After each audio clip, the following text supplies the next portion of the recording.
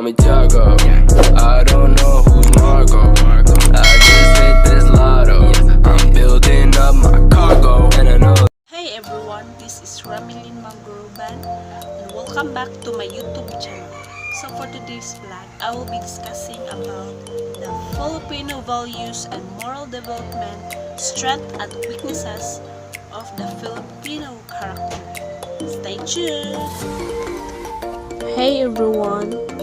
Today, we were talking about Filipino values and moral development, strength and weaknesses of Filipino character. The first one is pakikipagkapwa-tao.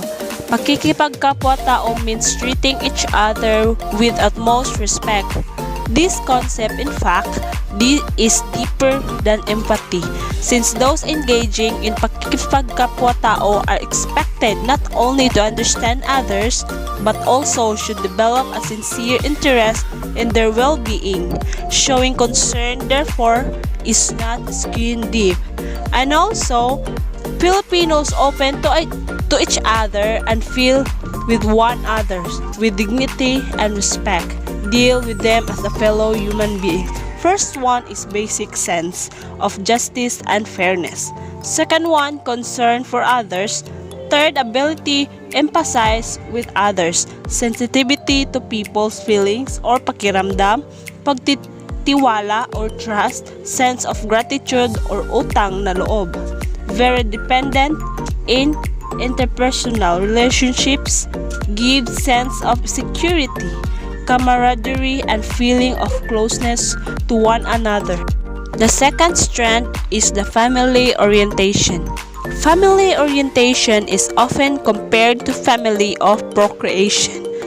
Family of procreation refers to the family you create through marriage and by having or adopting children. In other words, the family of orientation is the family you were born into involuntarily.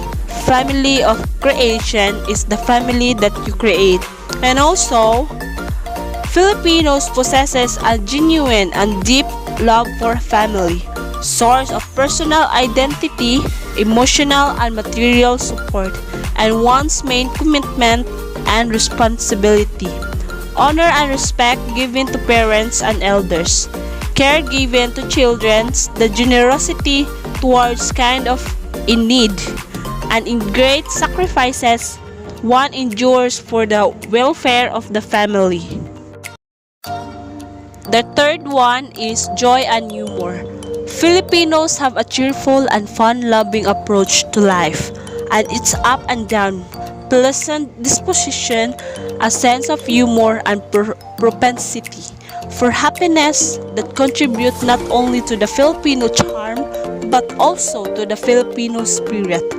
We laugh at those we love and hate. We tend to make joke about our good and even bad fortune. To smile even in the most trying of times. Emotional balance and optimism. Healthy disrespect for power and office.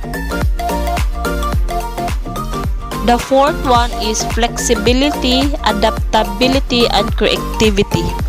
Flexibility and adaptability include responding and adjusting to situational needs and changing to meet the challenges of new rules, paradigm and environments. 21st century flexibility and adaptability reflect engagement in innovation and creativity. Creative, resourceful, quick learners can improvise and make use of whatever is at hand in order to create and produce. Accept change, adapts to life in any part of the world, in the ability to make new things out of the old scarps. Creative in cultural sphere. The fifth one is hard work and industry. With resourcefulness comes hard work. Filipinos are very determined and persevering in accomplishing whatever they set in their minds to. And also, we have the capacity for hard work given property conditions. to raise one standard or living and possess the essentials of the decent life for one's family. The sixth one is faith and religiosity. Filipinos have deep faith in God.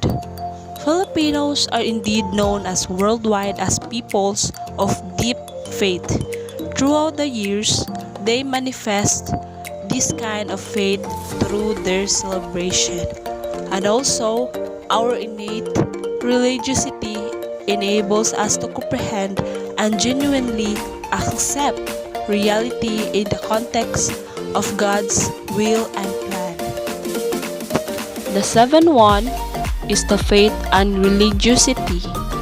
Our faith and daring was manifest at EDSA and other times in our history even when our faith and daring was manifest at EDSA and other times in our history seen in the capacity to accept failure and defeat.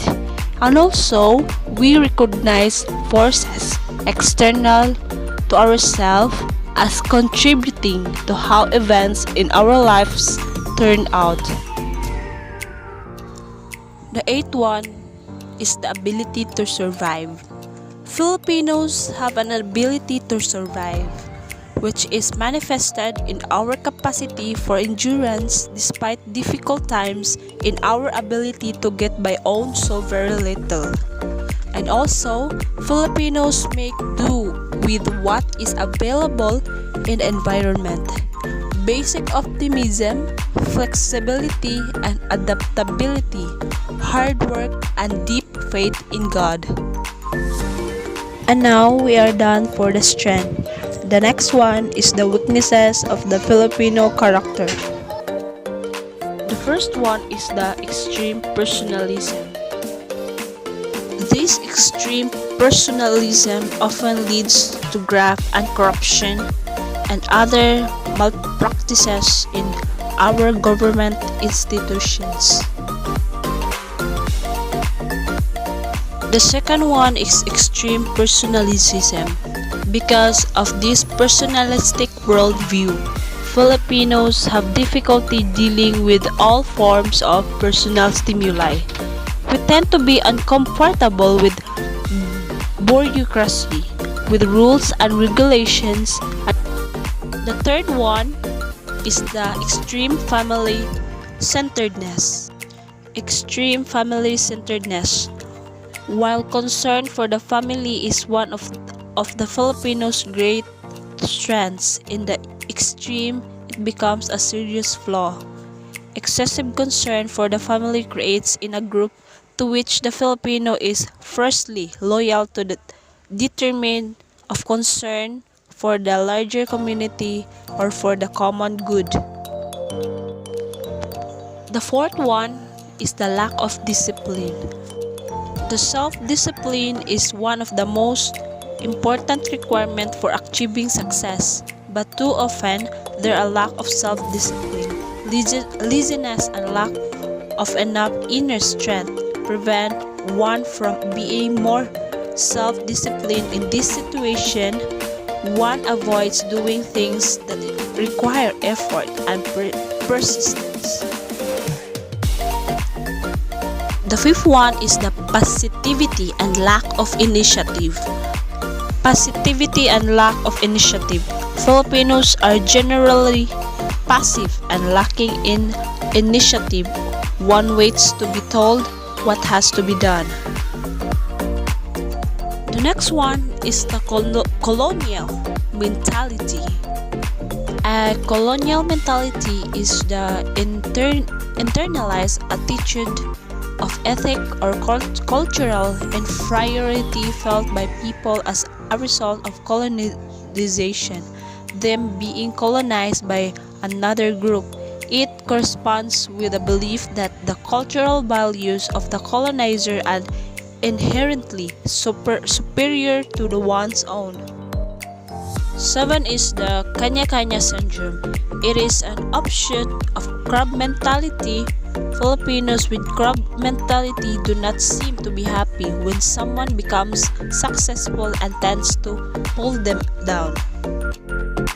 The last part of the weakness is the lack of self-analysis.